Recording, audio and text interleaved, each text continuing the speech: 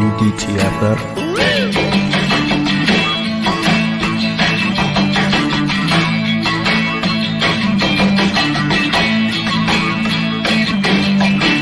Once again, here's Drinking and Talking Fantasy Football with your host, Jake Trowbridge and Dustin Lunt. Good evening, everyone. Welcome back to DTFF.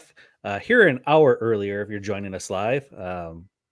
So Jake's a busy man. He's got other stuff going on. So yeah, we're recording early. It's okay. I like to think, no, I'm going to say we're recording early because we're just so excited that we're on the cusp of the regular season here. And that's why we're early. We just can't contain ourselves talking fantasy football. Absolutely. I agree with that sentiment. It's always a positive when we do things outside of our norm, right? We're growing. That's right. Expanding as humans even. Yeah. How are you doing this evening, Jake? I am back in Wisconsin. We went, but the listeners don't know. I got to see a Brewers game. I know we're a football podcast, relax. But I did go to see a Brewers game. It's like the first baseball game I've been to in years. Went to Wrigley Field for the very first time, which is a lot like the mystique sort of Lambeau. It just feels like you have to go once just to check it out. It was a great time. I got to admit, got nothing on Lambeau if I'm being honest, but it was a great time, and the Brewers got the W. So I feel heartened by that. Yeah, Dustin. Go baseball. Go baseball. Just what the people tuned in to hear us talk about. They're only playing for another 2.5 months, so yay. Now, how excited are you for the first actual Packers game that we're going to be getting to feast our eyes on here this week? Oh, I can't fucking wait. I am so excited. I'm glad preseason's here. I'm loving the football. Sure. Unfortunately, I couldn't watch the Packer game. It wasn't broadcasted live on Saturday in our viewing area. That was very disappointing. But I'm ready for real football, seeing all the starters play, and excited to see what the season will bring for us Packer fans here with new quarterback at the helm. I can't wait for it. Should be good. It should be, if nothing else, entertaining and different than what we're used to. I don't think we're going to talk about many Packers today, unfortunately, for our Who'd You Rather episode. But hey, maybe I'll toss on an extra one at the end just for us homers. Who knows? Yeah, that would be fun. But yeah, as Jake said, we're doing a Who'd You Rather, playing the ADP game. It's a fun little thing here right before the season starts. If you haven't had your draft yet, like we have not had our home league draft yet, just waiting it out till the very last minute. This will be fun. Just kind of talk about where guys are being drafted, and then who'd we rather take and why. And this can help you with your upcoming drafts if you have not drafted yet. So, Jake, any news or notes you want to talk about? I know the big news of the day is Jonathan Taylor did not get traded, not going to be traded from the sounds of it, and he's on the PUP list for 4 weeks. And I know we've talked about this sporadically over the last few weeks here, but yeah, where does this push him down your draft board? He's undraftable for me right now. I'm not undraftable.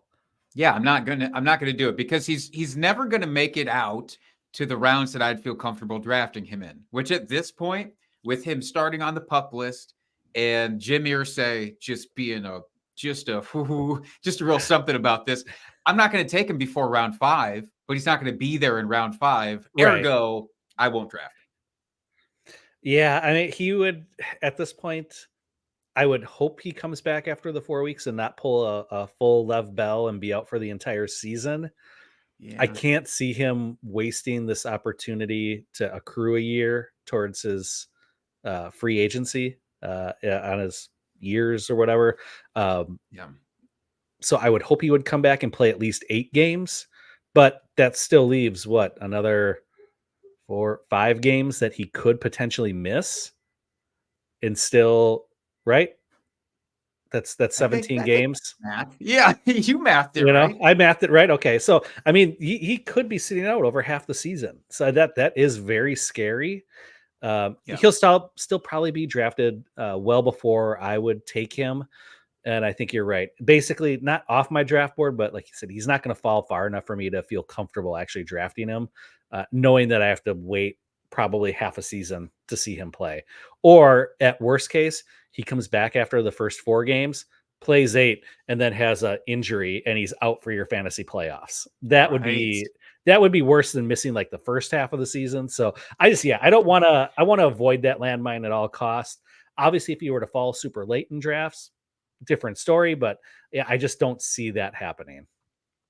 Yeah, it's an unfortunate situation. And it was news that we were hoping to have a little bit more of a positive spin on, like, Yeah. oh, Jonathan Taylor, welcome to the Miami Dolphins or whatever. But that is just not going to happen. I don't know. Maybe he still gets traded before the official trade deadline. It's still a It could possibility, happen. I guess.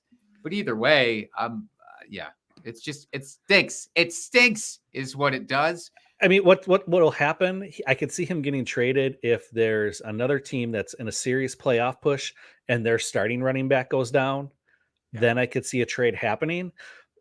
But at that point, you're hoping for injury, and you don't ever want to hope for injuries, especially for a stud running back, someone that's one of your starters. Like, you just hate to see that happen. So Yeah. I hope it doesn't happen just for that sake. Mhm. Yeah, it's just gross. There's some other little bitty news, by the way, Mhm. I'll throw out here. It's nothing substantial. Certainly not for redraft, anyways. Trey Lance got traded, got shipped off for peanuts to the Dallas Mhm. Cowboys. Not on my bingo card for possible landing spots for No. Trey Lance. I will say this one took me by surprise. Nobody needs to be doing the Dak Prescott better watch himself now. No. It's not happening. At least not this year. If Dak Prescott does not live up to his contract for this year and Dallas decides that they want to part ways after this season, then maybe Trey Lance becomes something. But I think right now this is kind of the swan song for Trey Lance in all Yeah, formats. I guess you can hope at this point that this is a reset for him. Obviously, it wasn't a good fit in 49ers land for whatever reason. Mhm. Even though the team invested heavily in him, at least they cut the cord now. He has a chance to reset, learn a different system, and then maybe, like you said, get a chance um, later on to actually be a starter or be. He could end up being one of those journeyman backup quarterbacks that plays for 20 years. You never know what could happen. So I hope that he learns from this. But at this point, yeah, I mean, unless you want to trade for him for your dynasty team for peanuts, just as a chance that you can get him if Dak were to go down, he'd probably be the starter. Again, don't Mhm. want to hope for injury, but now would be the time to strike since his value is so depressed. You could probably get him for really, really cheap. So maybe if you're interested in just holding a bench spot for him, not a bad idea to maybe try going after him. So, and Yeah. I just pulled up Dak's contract here on Spotrac. Yeah. So their potential out is after this season, but there would still be almost $62 million of dead cap. Ooh. Ooh, not Yeah, out of the realm of possibilities for them to work a trade yeah, still, and somebody else might want to take that right. on. But Yep. yeah, that's bigger than I thought it was. Still, I Yeah, think yeah, it's I'm probably surprised. more likely Dak sticks around anyways, and Mhm, and I think Trey Lance just becomes, like you said, hopefully a really solid backup that gets a long career in the NFL. mhm. But I don't know that we should expect anything in terms of fantasy points from him anytime soon. Yeah, or maybe in a couple years after his rookie contract is up, he hits free agency and gets an opportunity to compete for a starting job with another club, which is Yeah. maybe the best we could hope for at this point. Yeah. Other news, Jake? No, I mean, there's little roster cuts. It's big roster cut day here. I'll throw out some names. If you were really interested in drafting Jamison Crowder, don't. He got cut from the Giants. Has Interesting that been a one, thing? though. I don't know. Not really. I don't know. People are just throwing darts at those Giants receivers in the last rounds. Maybe he was one that you were thinking about. The most But interesting one 80-year-old to me. Crowder is not one of the guys I was going to throw a dart at. Let's be honest. Well, then how about Denzel Mims? Can I interest you in Denzel Mims, or could I have before today? No. Trick question. He's cut, and he was worthless for fantasy before that. A couple of the actual maybe implication ones, though, that are legit. It's like Dwayne McBride got cut from the Vikings, so the number 2 in Minnesota. Now, probably very confidently, Ty Chandler. If that does anything for you, it doesn't for me. But Malik Davis also got cut from the Cowboys. So it seems like Deuce Vaughn maybe is going to have a thing. So those are small ones. He'll have a role. How large a role, I don't know. But Dallas isn't going to use Pollard just as a workhorse. They'll work other guys in. We've seen it for years. So he'll have some value. You'll just have to pick and choose your weeks on when you think that's going to hit. Again, don't want to play that game, but dynasty reasons, maybe you can sell him, get a little value bump out of him and sell him higher than you would have a week ago. Yeah. Yeah. And last one here, Bailey Zappi got cut randomly by the Patriots. That was surprise. A little shocking to me. I don't know. He seemed to play well. They either have a ton of confidence in Mac Jones or they're just really desperate to clear some space. And they maybe have a QB that they're interested in bringing in to back up Mac Jones. And they didn't want to waste the spot. I don't know. It's a curious move. It is. He must have, said something to old Billy there to piss him off. So he got cut. None of those shenanigans. Yeah. Must have said he didn't like his hoodie or something. Oh, God. I hope he knows better than that. Come on, Bailey. That's not showing very great NFL intelligence if you're going to make a comment like that. But no, that's all the news I think we need to get into here. And I'll also spoil a segment. We haven't talked about our beers yet, but there's no drunk trade for this week. So send in drunk trades, please, listeners, viewers. However, I was offered a trade right before we went on air that I want to talk about here with you. All right. But before that, what are you drinking, Dustin? I am cleaning out the fridge. This is a beer we had a few weeks ago, the Blacklist Brewing Lake Walk Pilsner. Nice. Yeah. So it's fine. Whatever. Still feel the same about it as I did a few weeks ago.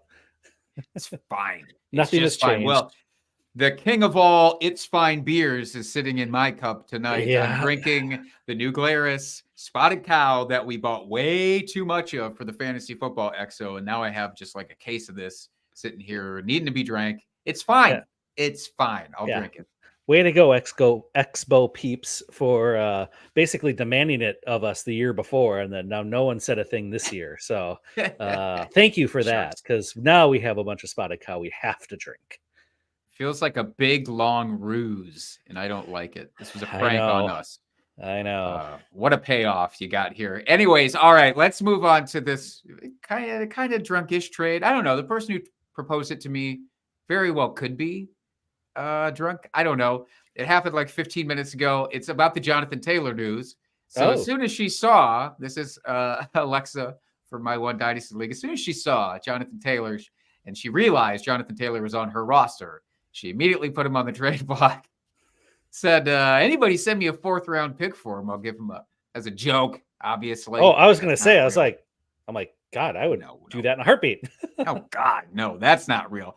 We went back and forth a little bit. The initial offer wasn't to her liking. Maybe I lowballed a little, Dustin. What?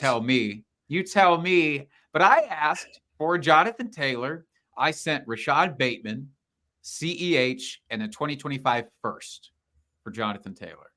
I thought it was actually a respectable offer. Yeah, it's okay. Yeah, I think that's fine. You might not just be high on Rashad Bateman. I get it. Right. CEH is obviously a total throw-in piece. Maybe he'll get a few usable games, that kind of thing. She came back with a counter of Jonathan Taylor for Josh Jacobs, who I have. And I said, I want the guy who has a contract right now and is going to be playing. So I declined it. She sent a second offer. This is the one that's still pending, and this is the one I need your help with. Okay.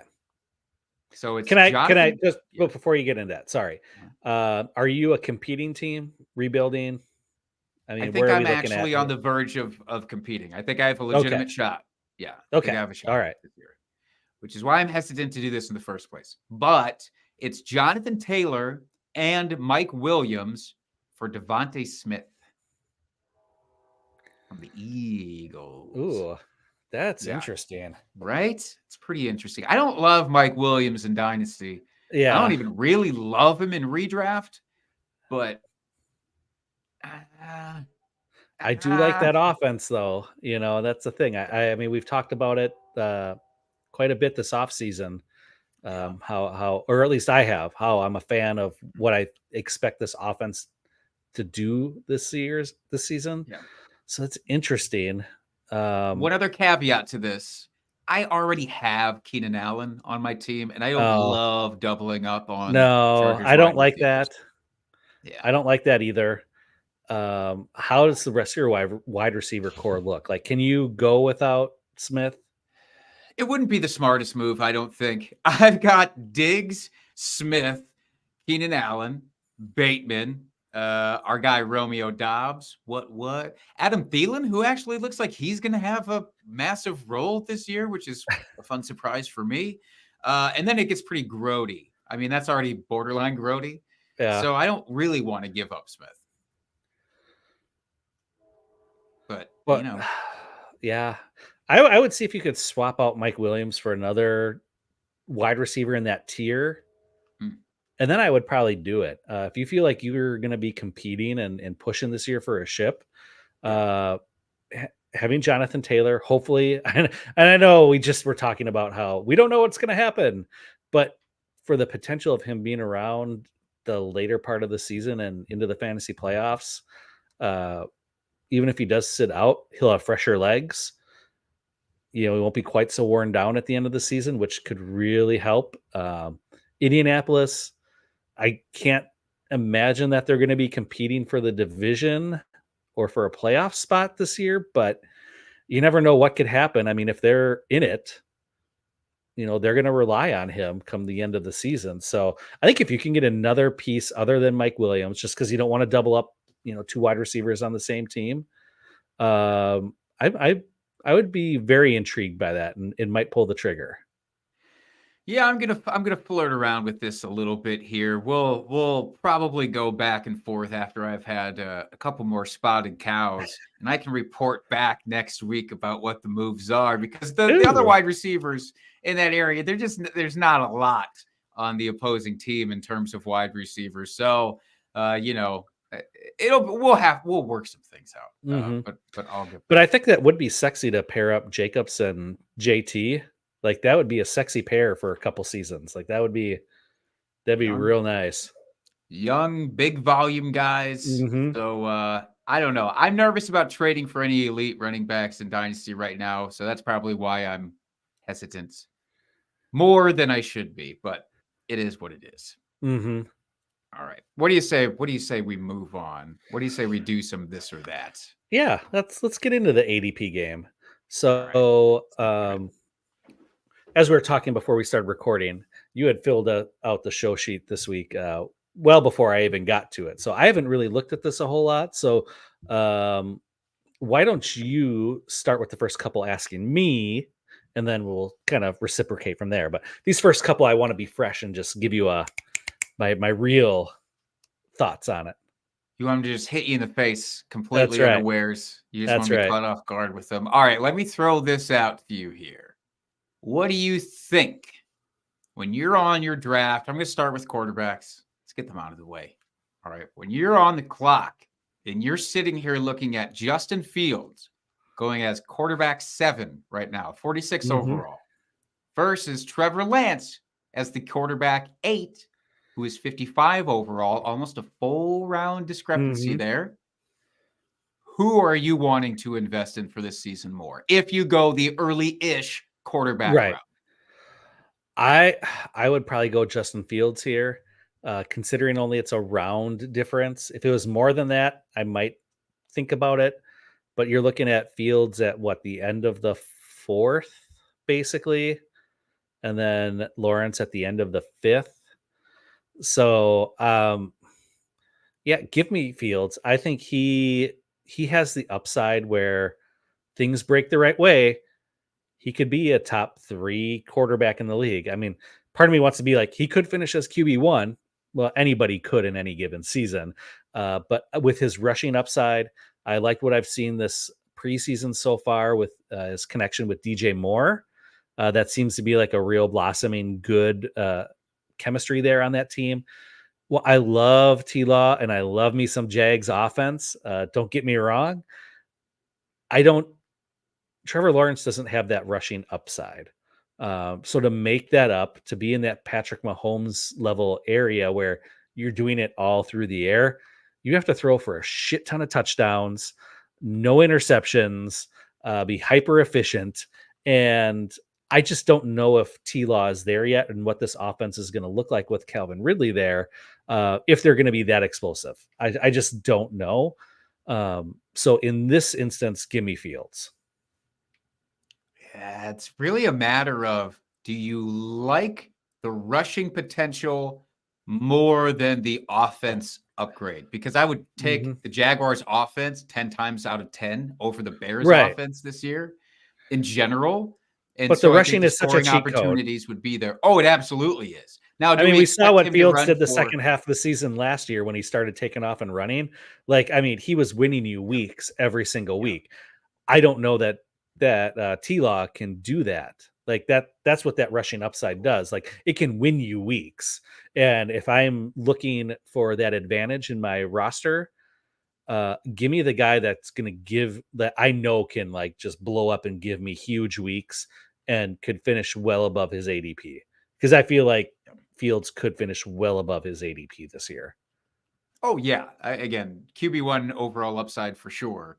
I don't expect him to repeat the rushing from last season for what it's worth. Like I think that's a massive ask for him to do. Can he cross 1,000 yards rushing again? I don't think that they should expect him to by adding DJ Moore. That's kind of almost the conundrum is you add this great wide receiver, you're going to use him, so your passing better go up. And it should. It's the lowest ask possible to have his passing yards go up from last season when they were almost non-existent. But to that point, like Trevor Lawrence isn't going to get close to that ever. He's a Russell Wilson type of runner where, yeah, for 400 yards in a season, sure. Yeah. I can see that, but that's it. Yeah, exactly. And I think I forget which podcast I was listening to. So my apologies to whatever podcast I happen to be sliding here. But they were saying that the line for Justin Fields passing this year was like 3,200 yards, and I was like, hit the smash over on that. I think he's going to crush that this year. Wait, for Justin Fields, 3,200 yards? Yeah. I'm taking the under on that every single time. For real. His passing stats from last season. That was last season. He had nothing there. I feel like he's gonna just. I feel like it's gonna be a great season. So anyway, do you want to make a beer bet on it? Yes, I was just about to ask. So his passing stats from last season: 2,242 yards. All right, you're talking about a 30-some% increase in passing yards to get to 32. Yeah. I don't know math very well. Something like that, right? 3,200. Let's do a clean over-under at 3,200 then. That's the line. So I think that's the one we should bet. Let's do it. I'll throw it in. Let's do it. Nice. Fucking love it. In any case, I'm probably going to pass on both of these guys in my draft still, as I have been doing, because it's just not for me to go this early with quarterbacks. So let's do one for us. More of our method of drafting quarterbacks here. All right. We're out of the first few rounds by a long shot, and you have to make the decision. Try to take personal feelings out of this, all right? But you've got Aaron Rodgers at quarterback 12, 103 overall, and Kirk Cousins at quarterback 13, 108 overall. Look, you're past round 8. You're into like round 9, round 10 even? Not quite round 10, but you're in round 9. These options are respectable, I would say, but is there one that jumps out to you? Give me Kirk Cousins Yeah. every day of the week and twice on Sunday. And it has nothing to do with my loathing of Aaron Rodgers personally and how he did the Packers dirty here. I can be more professional than that. But Kirk Cousins has arguably the number one wide receiver in the league. He's the 1A to the 1B of Jamar Chase, Justin Jefferson. You've got no Dalvin Cook there now. I don't think Alexander Madison is going to be the one-for-one replacement and get the same volume and same usage that Dalvin Cook did. They just drafted Jordan Addison, who is a very exciting young wide receiver. They traded for Hawkinson last year. While I'm not overly excited about him, he is a decent receiving option. You've got the love of KJ Osborne as their wide receiver 3 on that team that will blow up at times. And this is, I think it's going to move to a even heavier passing volume with Dalvin Cook gone. So give me the guy that I know is going to be throwing the ball more, where Dalvin Cook went to the Jets.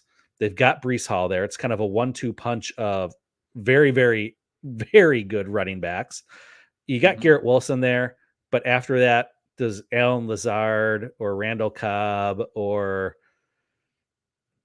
Mecole Hardman like really do it for you? I don't even know who their tight end is on their team. Like it's just, Garrett Wilson's great. Don't get me wrong. He's going to have an amazing season. But if you want to give me the quarterback that is going to throw for more yards and more touchdowns, it's going to be Kirk Cousins. Yeah, I agree with you on that 100%. And it's more to me about the expectation of, well, and I fell victim to this, but look at what all the backup quarterbacks did with the Jets last season. Look at how great they were when they filled in for Zach Wilson. And yeah, they did, but this is going to be a way different offense this season. So we can't just transpose last season onto this one. And Aaron Rodgers, his weapons last year were obviously pretty downgraded. A lot of rookies coming in. It was Alan Lazard when healthy and not a lot else. So it was bad. But the year prior, when we had Devontae Adams, you can't tell me that this is a better overall passing like barrage that he has with the Jets. And he's never been a QB1 in fantasy. He's never been like really a top 5 guy. He's an okay top 10 in his most recent years. But Kirk Cousins, I think, has the edge to go a little higher. So I'm with you. Yeah, and the other piece of it, too, is the defenses in the AFC East they're pretty stout. You got Buffalo's defense. New England always has a solid defense. Miami's defense is pretty good. Look at the defenses in the NFC North. The Packers defense on paper looks good, but we know they haven't been great. Now it's Joe Barry there. Detroit, the Bears. So it's just like, when you have to play those teams, 6 games season. Yeah. I mean, give me the quarterback that's going against the worst defenses as well. I like it. Yeah. And Kirk Cousins is right around my threshold. I've talked a lot about going late round, and there's another guy after him I'm going to target, but we don't have to talk about Geno Smith again on this podcast. So why don't we talk about some running backs? Hit me with one. Yeah. So let's talk Derrick Henry v. Tony Pollard. So we've got Derrick Henry is currently going 16th overall as the RB6 off the board, or Tony Pollard is 18th overall, RB8. Both in the early to mid third round, ADP right now, right? No, second round. I know math. I wish I could get either of them in the third right now. I mathed once already today. That's enough You're for me. fucking out. I'm done, man. Yep. What are you, a teacher or something? Come on. No. Anyway, so how are you feeling on these two running backs, Jake? This is a really, really hard line to be at because I like the idea of not drafting a running back in round 1. When we did our mock draft episode last 2, came around to an area like this, and it presented a challenge for me. I think Derrick Henry, going against him and expecting him to fall off is foolish. That's why he is RB6 now. Earlier this offseason, he was way further down. He was way below Tony Pollard. He's now come up, and I think he's getting the respect he deserves. all is right in the world. Because we've seen it so many Yeah. times. So it's stupid to be like, Derrick Henry's now all of a sudden dust when he didn't look dust last year by Well, and I any think it means. helped too with the Hopkins signing. Now they're like, Yeah. oh, there's an actual legit wide receiver here that they have to play coverage with. They can't just Yeah. stack the box and try to, corral Henry in. So I think that definitely helped. And they can actually try to win some games this year, maybe Yeah. even. They've made an investment that says we want to win games. We're not tanking for Mhm. Caleb, for the young hotshot quarterback next season. So we've seen it so much with Derrick Henry. We have seen it only in spurts with Tony Pollard. I get it. Tony Pollard is a very, very exciting player. I do believe Tony Pollard will be worth his ADP. What scares me is like Mike McCarthy. So Mike McCarthy comes in. We've seen running backs flourish under him for fantasy. Mhm. They've never flourished to be like a top 3 running back, though, which is what Derrick Henry can still do, especially with all the holdout shit going on right now. Like his path to a top 3 is there. Tony Pollard, I would love to say that that's a reality. I don't know that it is because Mike McCarthy just, I don't believe is going to utilize him as a full out workhorse. I Mhm. think that Deuce Vaughn and or whoever else is hanging, waiting in the wings, Ronald Jones coming back week 3. I do really think that they will utilize somebody well outside of Tony Pollard. Tony Pollard, I think, is going to be the Austin Eckler guy, which is great for fantasy. It Mhm. is, but is he going to get 12 touchdowns like Austin Eckler has the last 2 seasons? That's what worries me. I don't think he does. Derrick Henry could easily crack 10, 15 touchdowns. I would take Derrick Henry here. Yeah, I think where you're drafting these guys, you're kind of splitting hairs, but and I hate to go against Derrick Henry because I've done it before and I've said Yep. I'm never going to do it again. So this isn't an anti-Derrick Henry take here, but give me the guy that has the receiving upside. I know Derrick Henry, he's been a little bit more involved in recent years, catching the ball in the backfield, but still it's pretty limited. Give me the guy that's going to be involved with the passing game, really, and will be on the field for passing downs. So give me Tony Pollard only for that reason. Like I said, it's really splitting hairs. I'd be happy with either one of these players. It'd really be who's still available at this point. If Pollard's available and Henry's gone, I'd probably take Pollard. It's just one of those. It's just who's there or how am I feeling when I'm in the draft? Like, do I have a slight lean one way or the other who I would draft? It's really flipping a coin for me. Sure. These hairs are the ones that I do think need to be split sometimes, though. These are the Mhm. ones that, it's not saying that one of these is going to be a dud and the other is going to be supreme, but, there is edges to be found in these early Mhm. rounds. And I think that's why I don't want to dwell on the early rounds too much, but I like to throw some of these in. Yeah, absolutely. So let's move over to wide receivers here, Jake. Let's do it. And I want to get back to the Bears, which is the weirdest fucking comment Gross. I've ever made in my life. What's wrong with you? But let's. I know I don't know what's going on. But let's talk DJ Moore versus Terry McLaurin. DJ Moore, wide receiver 20, going Mhm. 50th overall, and you got Terry McLaurin at wide receiver 22 and 53rd overall. So again, just a couple draft spots apart. Who are you taking and why? This was a landmine that I was hoping I would throw your way, honestly, because my secret answer is neither. I'm passing on this tier of wide receiver, but if I'm forced to, if there's just no other options and I have to choose between one of these two, I'm going to go with the one that has less competition, and that is DJ Moore. DJ Moore is it. It's not that I don't think Chase Claypool could be somewhat involved. It's not that I don't think Darnell Mooney could be a great number 2, but like DJ Moore is the first read. We saw it in preseason, and there's nobody. It's not Cole Mhm. Kmet. It's not the running backs. It is going to be him. Whereas with Terry McLaurin, I love me some Jahan Dotson. I really do. I love Jahan Dotson. Terry McLaurin has never been the elite fantasy wide receiver. He's respectable. He's very respectable. He's a fringe wide Mhm. receiver 2 to mid-range wide receiver 2. The reason I loved this pairing is because he basically is what DJ Moore was with Carolina. in those years. But I think, and if you obviously think more highly of Justin Fields than I do this year as a passer, then I think that DJ Moore is the kind of obvious guy there, at least for touchdown upside. What do you think about these two? Yeah, I would take DJ Moore as well for basically everything you said. He is, yeah. But here, I pulled up the ADP. So other guys that are going within a few spots. So you've got at 18, wide receiver 18. I'll start there. You got Amari Cooper, then Keenan Allen. Sandwich in between DJ Moore and Terry McLaurin, you got Hopkins.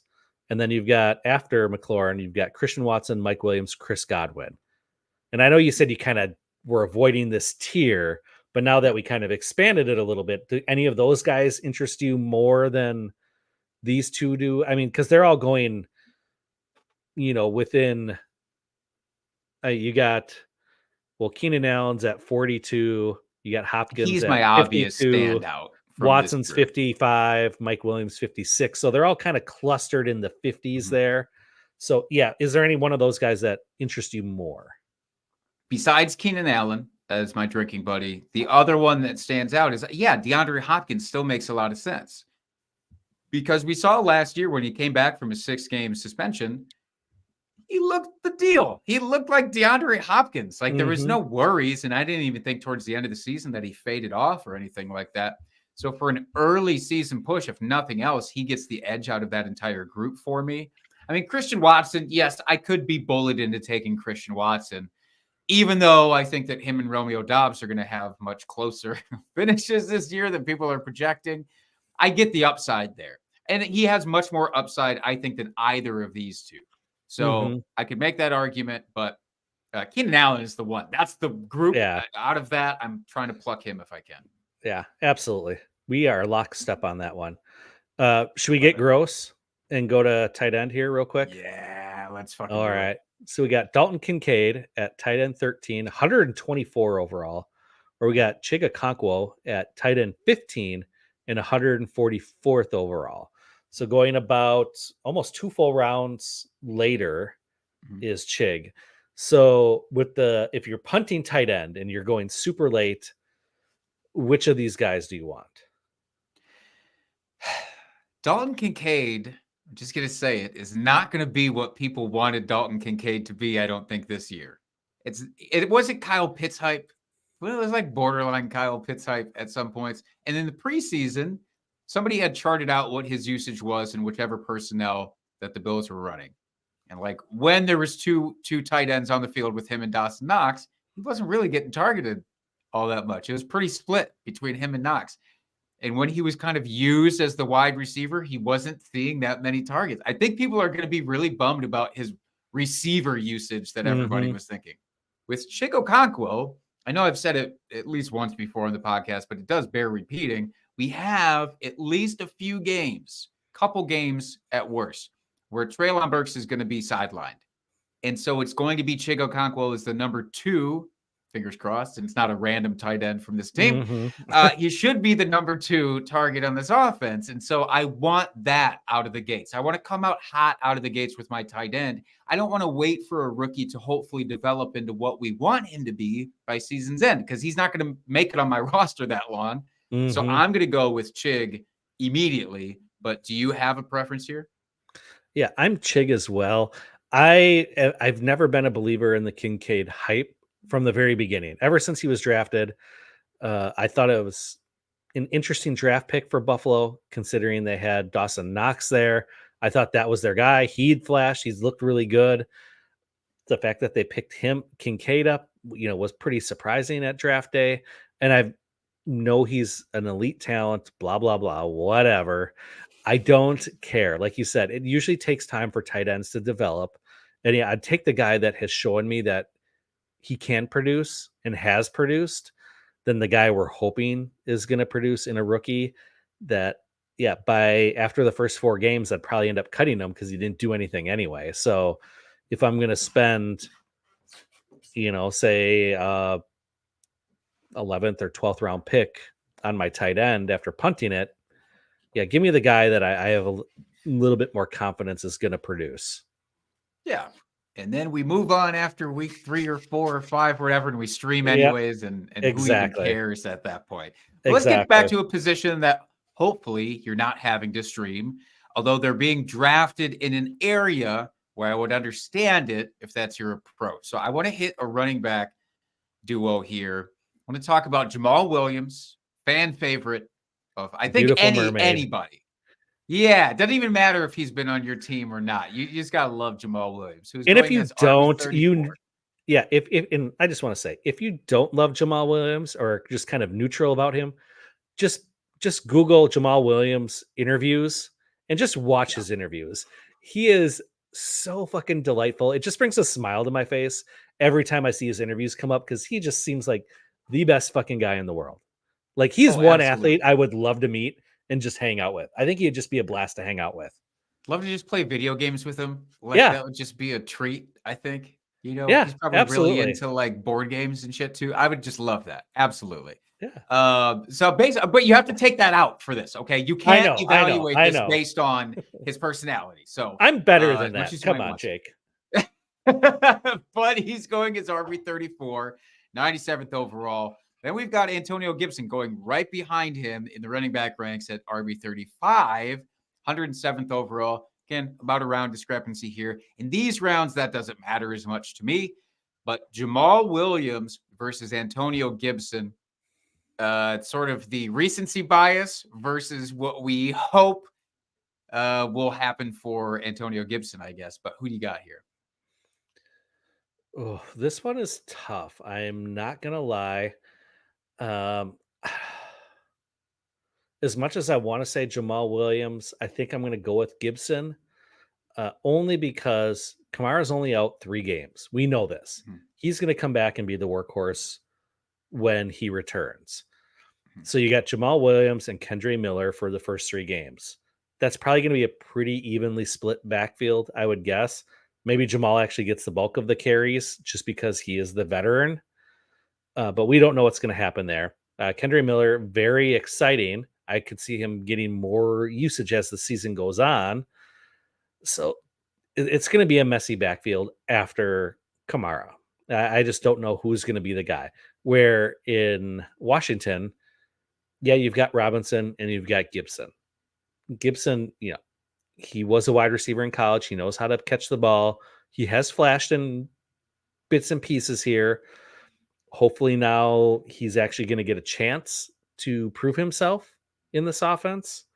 I don't know. Give me the guy that I feel like just has more upside. Jamal Williams' season last year was special with all Mhm. those touchdowns he had.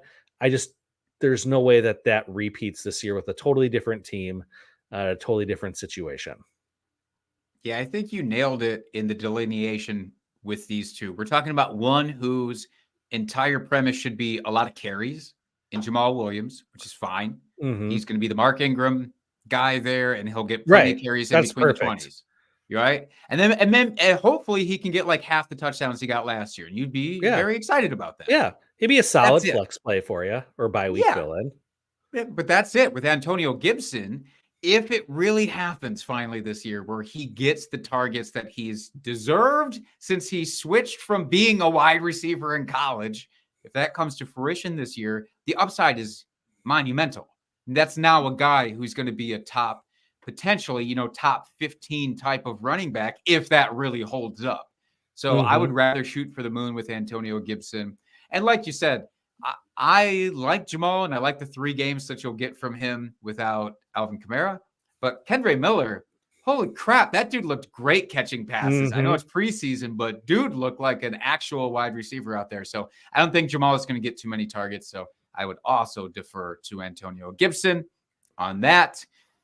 All right. We have to do one more early rounder. All right. All Just right. one more. So let's go back to wide receivers. Let's Okay. talk about a scorned Packer. Let's talk about Devontae Adams going at wide receiver 7 currently, 13th overall. And A.J. Brown going literally one spot behind him, wide receiver Hmm. 8, 14th overall. People who are at the tail end of their first round are making this decision constantly. And I don't think, a very easy one to make. So can you help enlighten our listeners does one of them pose the upside that's needed at this spot where you're drafting them? Oh, this is a tough one. And I think I'm going to lean the Devontae side. And this is why. He he is one of the main pieces in this offense. Uh, your other wide receivers, you got Hunter Renfro and Jacoby Myers. Their tight ends is what they shipped off Darren Waller, so they got Right. Michael Mayer. They've got Austin Hooper.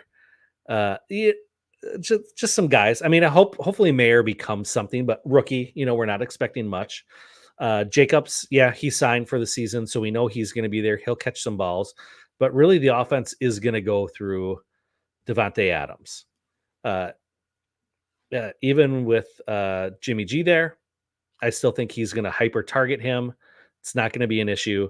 Where with the Eagles and AJ Brown, very good receiver, can do a lot with minimal volume. Yep.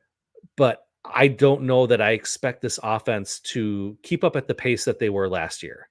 They were a very efficient offense. I love Jalen Hurts, love this offense. Don't get me wrong. I'm not trying to bash Eagles offense at all. And AJ Brown, despite years of not having a ton of volume, has just produced at a super elite level.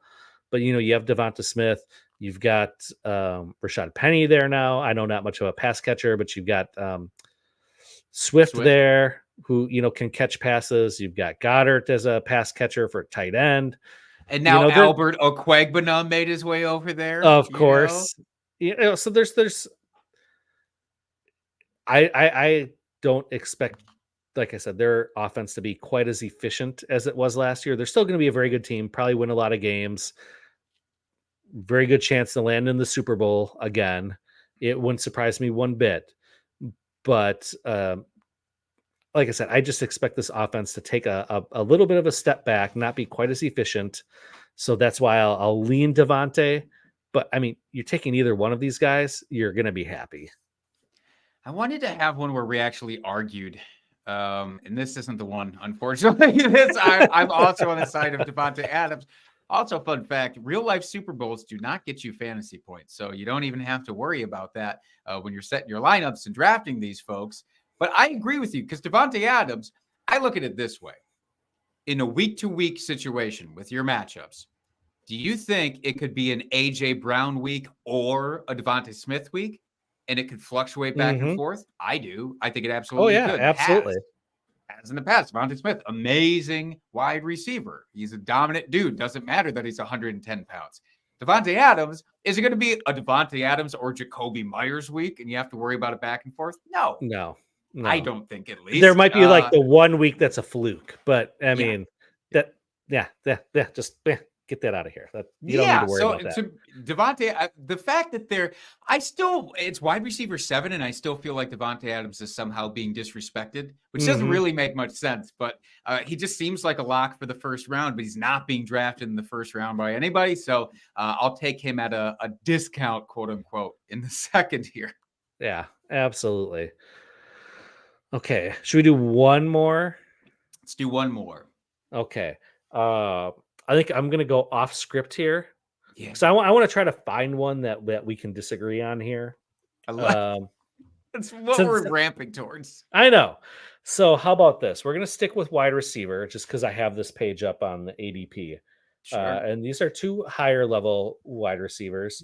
And they're going right next to each other in the draft. So you got DK Metcalf going as wide receiver 15, 31st overall.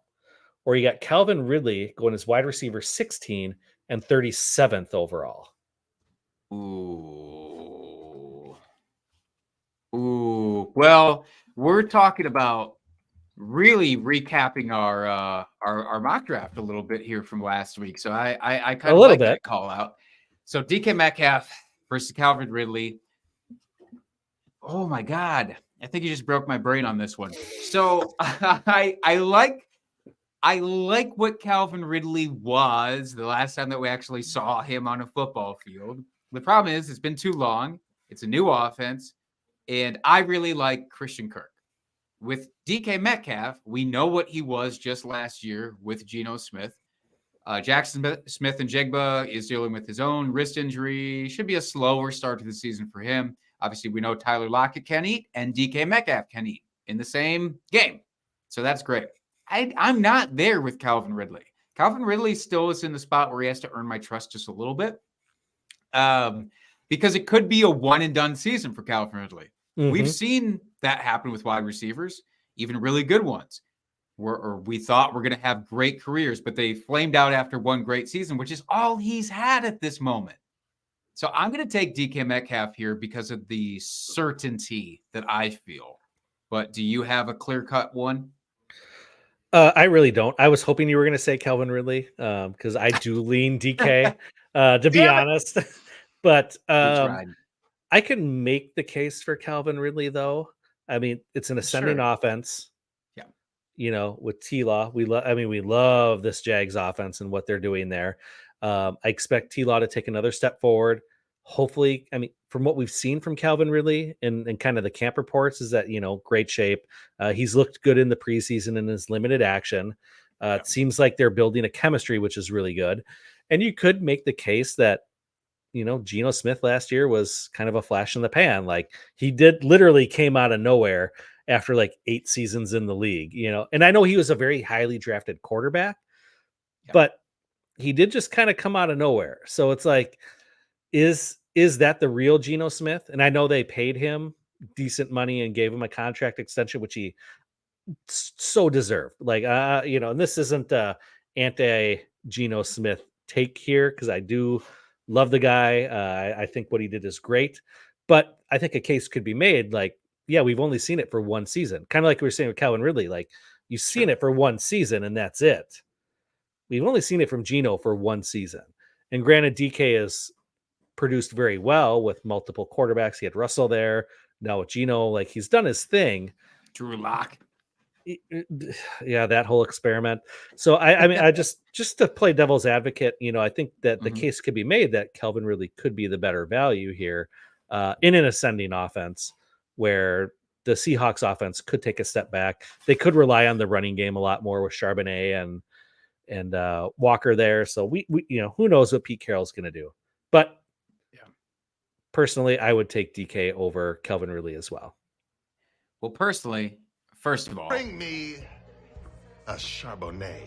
Bring me the man's name. I had to mention the bring me the Charbonnet drop, but also with both of these players, I would take the later round Patriot in their own offenses. I would take Tyler Lockett later, and I would take Christian Kirk much later. So it's one of those tricky situations where, like, I'm probably going to avoid both of them. Mm-hmm. I would lean with DK Metcalf if I had to. Right. Same. I'm kind of in the same boat. I was hoping you'd say something different, but that's okay. Look, you can't manufacture, fights. What are we, a reality television show? We don't get paid enough for that. I won't get paid anything for doing this, so. Well, sure, if you want to look at it that way. Yeah. But I think that is a great spot to wrap it up here. Thank you, everyone, for tuning in and joining us. We appreciate it. Good luck if you have your fantasy draft coming up here yet before the season starts. Good luck with your draft. May the fantasy gods be on your side and in your favor. Brain fart. Whoa. That was Did weird. That last question also break your brain? It may have. The DK Metcalf versus Ridley thing. Yeah. But as always, give us a rate and review, folks. 5 stars, all that good stuff. Tune into us on YouTube. You see us go live every single week. Even when we go early like we did tonight, you'll get the notification, let you know that we're early. So, go do all that. Our DMs are open. Any last minute draft questions or in-season start-sit questions, any of that sort of stuff coming up, hit us up. Hit my partner up here at Jake Trowbridge. You could hit me up at FF Dusty Dog, or we'll both equally respond to the @DrinkingFantasy handle on X/Twitter/ whatever you want to call it. We will be there till the very bitter end. And until next week, folks, keep drinking and talking fantasy football. Cheers, FFers.